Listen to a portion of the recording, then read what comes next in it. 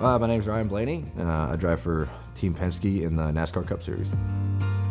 I got into racing, really my family. My dad raced. My grandfather Lou, who raced, he had Alzheimer's and passed away from it.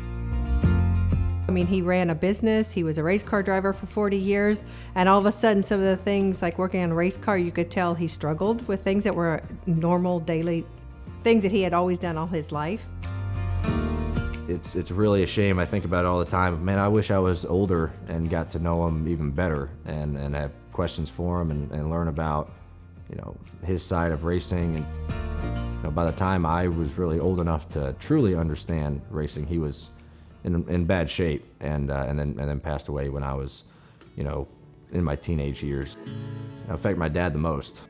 Back when I was racing, I would talk to him almost every night after I raced, and he never had any advice. He just wanted to know, what happened, and he would be the same with Ryan. He would enjoy it. Struggle he went through watching his dad, his mind deteriorate. That's a tough thing to go through. I'm sure as a son watching someone who you looked up to your whole life, who is your father, really just digress. Really, that's tough. So I saw it affect my dad the most.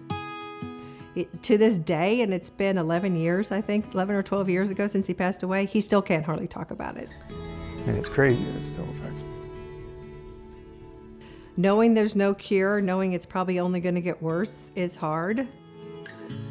I was really young during that time, and I don't know that I understood what was going on at all, but I just knew everybody around me was very sad. I could see it kind of in my grandma's eyes and in my dad's eyes, and everyone's kind of hurting, and it made me sad to see the people around me see someone going through that.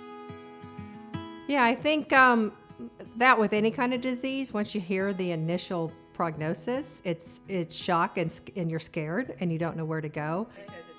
I know right away we got a hold of our local chapter and met with them, and that's where we obtained a lot of resources to know how we can help not only my father-in-law but my mother-in-law as a caregiver, and the signs to look for and how we can help make everybody a little bit more comfortable. That's what I want people to know, is there's help out there. You're not alone. I think with anything, I think a lot of people feel isolated when they feel like they have, something they're going through and maybe nobody else will understand, and it helps a great deal. I think a lot of what my mother-in-law learned was from other people. Well, there's a lot of ways you can, support, the Alzheimer's Association.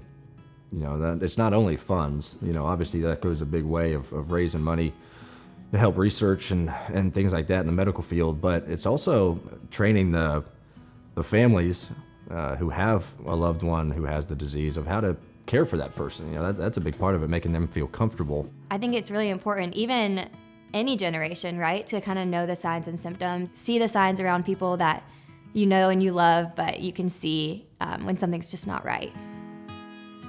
It's unbelievable how many people have had family members that have had Alzheimer's, and it's, like I said, it's a tough disease to watch someone go through. Obviously, it's tough for someone to go through, and it's very widespread, and there's no cure for it, nothing like that. So we're doing all we can to raise funds or awareness or whatever to try to beat this thing.